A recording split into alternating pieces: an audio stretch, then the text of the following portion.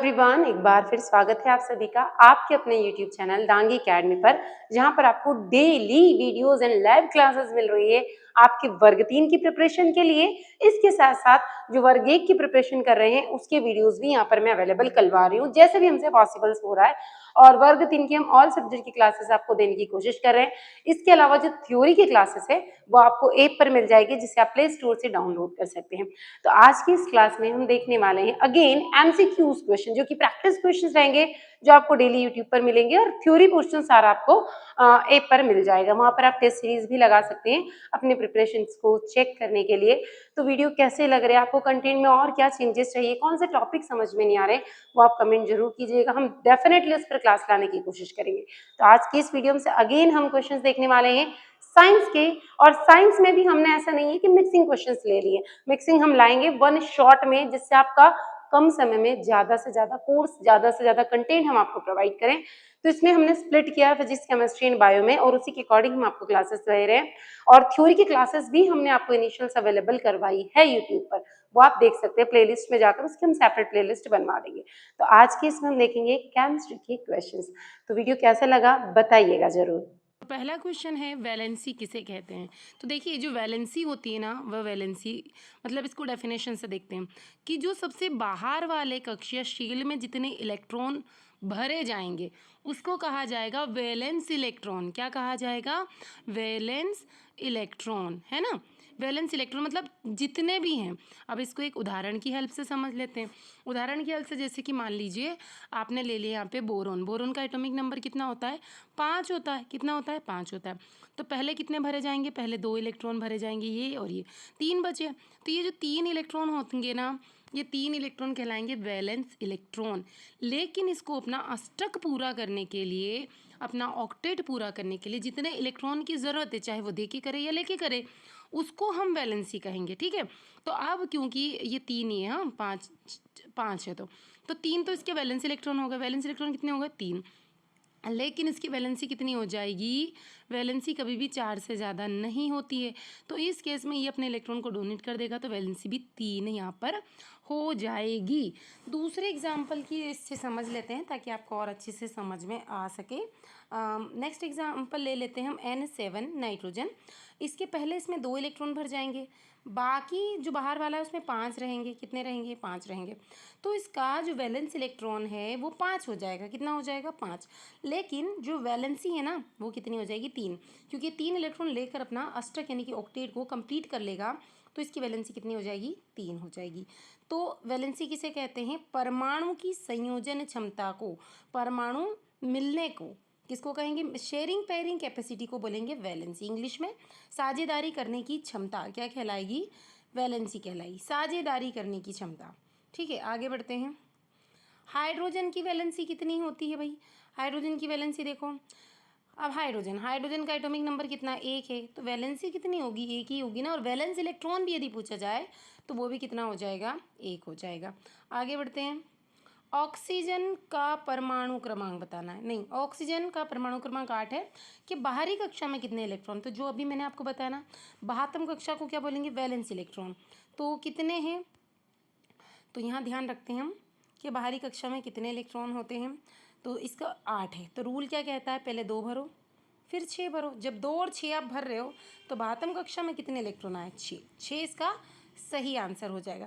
देखिए, मैं कोशिश कर रही हूँ आपको कि कम समय में ज़्यादा क्वेश्चन प्रोवाइड करूँ। कम समय में ज़्यादा, तो आप लोगों का भी फ़ायदा हो जाएगा, टाइम भी कम वेस्ट होगा। ऑक्सीजन की वैलेंसी कितनी होती है? अभी मैंने आपको एग्जांपल से यही समझाया ना कि वैलेंस इलेक्ट्रॉन वैलेंसी अलग अलग होती है। जब 2 भर दिए, 6 भर दिए, तो उसको अष्टक पूरा करने के लिए, क्योंकि 2 के बाद 8 भरने रहते हैं, तो 2 इसको चाहिए। तो देखो, कंडीशन यही है, 6 भरे ना, तो 2 प्लस कर देंगे तो 8 हो जाएंगे। तो मैंने क्या बोला था आपको कि वैलेंसी कभी भी 4 से ज़्यादा नहीं होती। जब वैलेंसी कभी भी 4 से ज़्यादा नहीं होती है तो ये 6 इलेक्ट्रॉन तो किसी को डोनेट नहीं करेगा, बदले में 2 ले लेगा। तो वैलेंसी कितनी हो जाएगी इसकी? 2 वैलेंसी हो जाएगी। आगे, निम्न में से किस तत्व की वैलेंसी 0 होती है? तो जितने भी नोबल गैसेस होती हैं, कौन सी? या इंग्लिश में बोलते हैं इसको नोबल, NOBEL, नोबल। हिंदी में से कहा जाएगा आदर्श। कौन सी गैस है भाई? आदर्श गैस। ठीक है, आदर्श गैसें या शून्य समूह की गैसें, जिसे अक्रिय गैसें भी कहा जाता है, तो कौन से ग्रुप में होती है? हीलियम से शुरू होती है। हीलियम, नियोन, हीना ने, है ना, हीना ने पढ़ा है ना आपने, ऑर्गन, क्रिप्टॉन, जीनॉन और रेडॉन। तो ये जो सारे हैं, क्योंकि इनका अष्टक पूरा होता है तो इनका 72 कोश में पूरा कंप्लीट रहेगा। तो वैलेंसी कितनी हो जाएगी? 0। तो इसमें से कौन सा एक एलिमेंट दिख रहा है आपको? नियॉन दिख रहा है, तो नियॉन हो जाएगा इसका सही आंसर। अगला क्वेश्चन है, कार्बन की वैलेंसी कितनी होती है? बिना ऑप्शंस के बता सकते हैं आप कार्बन की वैलेंसी कितनी होती है? क्योंकि कार्बन का परमाणु क्रमांक 6 होता है, तो इसको कैसे भरा जाएगा? इसको भरा जाएगा, पहले 2 भरेंगे, फिर बचे कितने? 4, 4 भर देंगे। तो यहाँ पर इसकी जो वैलेंसी है वो कितनी हो जाएगी? मैंने क्या बोला था? 4 से कभी भी वैलेंसी ज़्यादा नहीं होती है। जब 4 से ज़्यादा वैलेंसी नहीं होती है तो वैलेंसी कितनी निकल के आएगी? इसकी वैलेंसी 4। कितनी हो जाएगी? 4 हो जाएगी। अगला क्वेश्चन देखो, आंसर दिख गया होगा आप लोगों को। सबसे पहले कौन सी इलेक्ट्रॉनिक कक्षा भरती है? कक्षा मतलब कि ये हो गया नाभिक, नाभिक के आसपासी पहली, दूसरी, तीसरी, चौथी। अब इनको क्या नाम दिए? पहली वाली को बोला है K, L, M और M। K, L, M और M, ठीक है। तब सबसे पहले इलेक्ट्रॉन नाभिक के पास किस में जाएंगे? K में जाएंगे ना। K जब पूरा भर जाएगा तो L में जाएंगे, L भर जाएगा तो M में जाएंगे, M के बाद N में जाएंगे। बचेंगे तो जाएंगे, खत्म हो गए तो नहीं जाएंगे। तो आंसर हो जाएगा K। नेक्स्ट क्वेश्चन, K कक्षा में अधिकतम कितने इलेक्ट्रॉन्स हो सकते हैं? K कक्षा में अधिकतम कितने इलेक्ट्रॉन हो सकते हैं? तो अभी तो पढ़ा हमने 2 भरेंगे, पहले कितने भरेंगे? 2 भरेंगे, फिर 8 भरेंगे। तो K के अंदर अधिकतम कितने हो जाएंगे? 2 इलेक्ट्रॉन। अगला क्वेश्चन, L कक्षा में अधिकतम कितने इलेक्ट्रॉन आ सकते हैं? तो अभी तो हमने बोला कितने आ सकते हैं? 8 इलेक्ट्रॉन आ सकते हैं। कितने आ सकते हैं? 8 इलेक्ट्रॉन आ सकते हैं। तो ये 8 हमारा सही आंसर हो जाएगा।